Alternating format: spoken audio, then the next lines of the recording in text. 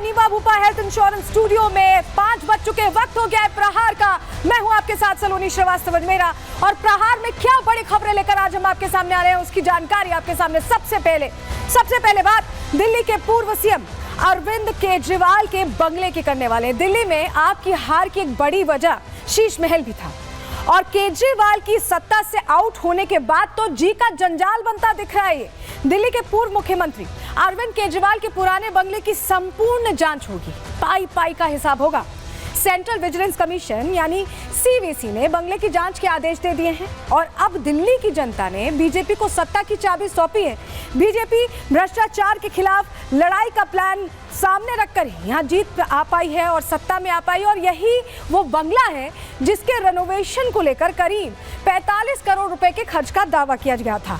और इस सीवीसी जांच की आंच अब कहां तक जाएगी, आपको डिटेल में बताने वाले हैं। दूसरी अहम खबर जो आपके लिए इंपॉर्टेंट है, दिल्ली की सीएम कुर्सी से जुड़ी, दिल्ली वालों के लिए खासकर।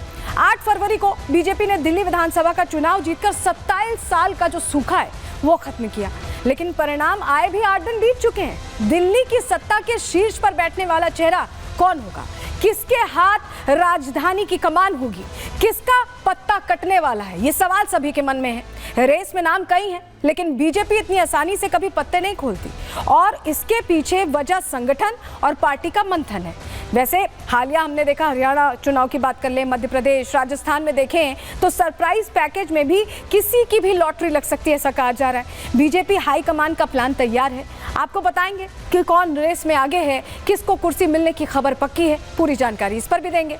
दूसरी खबर हमने आपको बताई, और बात तीसरी खबर की कर लेते हैं। महाकुंभ से जुड़ी ये खबर है, जहां सनातन धर्म में आपको पता है कि स्वर्ग और नर्क को लेकर तमाम तथ्य वेद और पुराणों में कहे गए हैं। ऐसी मान्यता है कि संगम में स्नान करिए, त्रिवेणी में स्नान करिए तो पाप धुल जाते हैं, इंसान को पुण्य प्राप्त होता है। लेकिन तुष्टीकरण की राजनीति करने वाले अब इसको लेकर भी सवाल उठाने से नहीं चूक रहे हैं। अखिलेश यादव ने अब ताज़ा बयान दिया कि स्वर्ग नर्क जैसा कुछ होता ही नहीं है। प्रश्न ये है कि अगर पाप पुण्य जैसा कुछ नहीं होता तो अखिलेश खुद क्यों महाकुंभ में स्नान करने गए थे।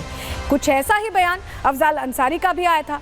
दिलचस्प बात यह है कि अफजाल अंसारी तो ना तो सनातनी हैं, और जाहिर है कि ऐसे में उन्हें सनातनी परंपरा का कोई ज्ञान भी नहीं है, लेकिन फिर भी बेवजह ज्ञान देने से सपा नेता बाज नहीं आ रहे हैं। तो सपा नेता की महाकुंभ पॉलिटिक्स पर भी पूरी जानकारी देंगे, लेकिन चलिए सबसे पहले बात दिल्ली की करना यहाँ जरूरी है, क्योंकि वो शीश महल जो चुनावों से पहले चर्चा में बना हुआ था, जिसने टेंशन क्रिएट कर दी थी आम आदमी पार्टी के लिए, अब वही फिर से गले की फांस बनता दिखाई दे रहा है। बात सबसे पहले इसी की।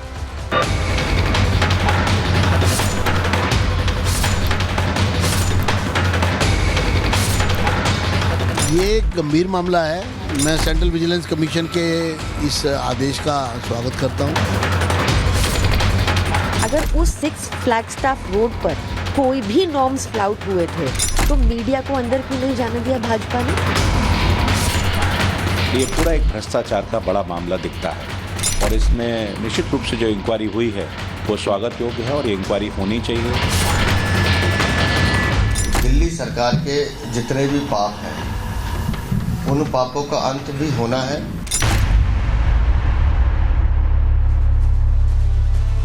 भ्रष्टाचार घोटाले के मुद्दों को लेकर भारतीय जनता पार्टी को सत्ता की चाबी मिल गई, और 27 साल बाद ये सत्ता की चाबी मिली। और सबसे बड़ा मुद्दा इस दौरान चुनावों के बीच आपने देखा था कि शीश महल का था। यही मुद्दा था जिसने आम आदमी पार्टी के लिए मुश्किल कर दिया लोगों के मन में वो जो कट्टर ईमानदार वाली छवि है उस पर विश्वास करने के लिए। और अब इसी शीश महल की जांच को लेकर बड़ा फैसला ले लिया गया है।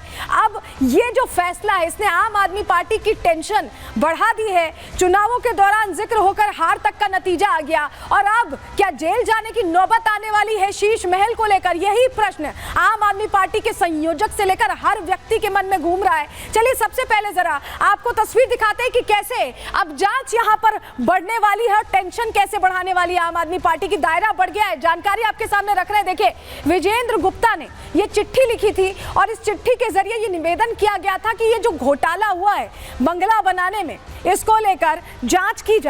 और ये पत्र आपको बताएं अक्टूबर 2024 का है, पिछले साल 2024 का ये पत्र है, और भ्रष्टाचार की जांच की अपील यहां पर विजेंद्र गुप्ता बीजेपी नेता उनकी तरफ से की गई थी। लेकिन अब जब लेटर भेज दिया गया है तो जांच को लेकर कितनी मुश्किल यहां पर खड़ी होने वाली है, ये अपने आप में प्रश्न है। तो चलिए इसकी जानकारी अब आपको देते हैं कि जांच अब कैसे होने वाली है। इस पत्र के बाद पूर्व सीएम केजरीवाल के पुराने बंगले की अब जांच होगी। सेंट्रल विजिलेंस कमीशन यानी सीवीसी ने जांच के आदेश दे दिए हैं। 13 फरवरी को जांच के आदेश जारी कर दिए गए हैं और सेंट्रल पब्लिक वर्क्स डिपार्टमेंट के रिपोर्ट के बाद ही यह आदेश दिया गया। बीजेपी भी रिनोवेशन को लेकर भ्रष्टाचार के आरोप लगाती रही है। आपने देखा चुनावों के दौरान इसकी खूब चर्चा हुई, वीडियोस भी आए। अक्टूबर 2024 में विजेंद्र गुप्ता ने जो पत्र लिखा था वो हमने आपको दिखाया और सीवीसी से मामले की जांच की मांग उन्होंने तब की थी। बंगले के निर्माण में नियमों को तोड़ने का आरोप लगाया गया था और ऐसे में अब जब जांच होगी तो कितनी मुश्किल खड़ी होगी, ये बड़ी बात है। लेकिन जरा आपको उस आवाज की तस्वीर भी दिखा देते हैं। चुनावों से एन पहले वीडियो आया था, अंदर का वीडियो, जहां दिख रहा था कि कितनी आलीशान व्यवस्था यहां पर लग्जूरियस लाइफ की कर रखी थी। कट्टर ईमानदार सादी छवि वाले, खुद को बताने वाले आम आदमी पार्टी के संयोजक अरविंद केजरीवाल ने, ये देखे, ये तस्वीर देख रहे हैं आप, ये किसी 5 स्टार होटल से कम नहीं लग रहा है।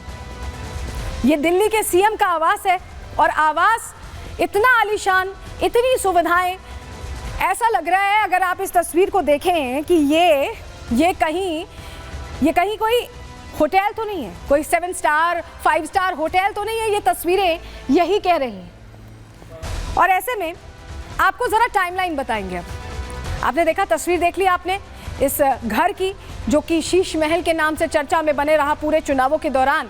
लेकिन इसकी जांच के लिए कोशिशें बहुत दिनों से की जा रही थी। हमने अक्टूबर का जिक्र किया था, 14 अक्टूबर की देखिए वो तारीख थी। टाइमलाइन आपको बता रहे हैं 2024 में, जब बीजेपी नेता विजेंद्र गुप्ता ने सीवीसी को पत्र लिखा था। इस पत्र के जरिए उन्होंने ये अपील की थी कि 4 बंगलों को तोड़कर एक बंगला बनाया गया है और उसकी जांच की जाए। फिर उसके बाद 14 अक्टूबर के बाद 21 अक्टूबर 2024 को ही पिछले साल रिनोवेशन पर फिजूल खर्ची का आरोप लगा था और इसको लेकर यह कहा गया कि एक एक चीज वेरीफाई करना बहुत जरूरी है और 45 करोड़ के खर्च का भी आरोप लगा था। वहीं 11 नवंबर 2024 पिछला साल सीवीसी ने मामले की जांच का जिम्मा सीपीडब्ल्यूडी को सौंपा कि आप जांच करिए। 5 दिसंबर को क्या होता है, सीपीडब्ल्यूडी ने फैक्चुअल रिपोर्ट तैयार की। पिछले साल को दिसंबर तारीख में फैक्चुअल रिपोर्ट तैयार हुई और उसके बाद ये रिपोर्ट सीपीडब्ल्यूडी ने सीवीसी को सौंप दी। फिर अब 13 फरवरी को, यानी अभी 2 दिन पहले, सीवीसी ने बंगले की पूरी जांच के आदेश दे दिए क्योंकि रिपोर्ट जो तैयार हुई उसमें कुछ खामियां सामने आई और ऐसे में लग रहा है कि अब अरविंद केजरीवाल की स्थिति ऐसी होने वाली है, क्योंकि सीवीसी ने जब जांच के आदेश दे दिए हैं तो कहीं ना कहीं अब पूछताछ का भी सामना करना पड़ेगा। ये समझाना भी उन्हें पड़ेगा कि क्या वाकई उन्होंने 4 बंगलों को जोड़कर इतना बड़ा आलीशान बंगला तैयार किया। उन तमाम प्रश्नों का जवाब देना होगा। विजेंद्र गुप्ता, जिन्होंने इस बात को शुरू किया था, जिन्होंने सबसे पहले पत्र लिखा था, उनसे हमने जानने की कोशिश की कि क्या अब उन्हें न्याय की उम्मीद लग रही है। उनका यह मानना है कि सच सामने आएगा। सुनिए जरा। ये एक गंभीर मामला है। मैं सेंट्रल विजिलेंस कमीशन के इस आदेश का स्वागत करता हूँ। न्याय मिलेगा लोगों को, सच सामने आएगा और झूठ और मक्कारी और भ्रष्टाचारियों की पोल खुलेगी।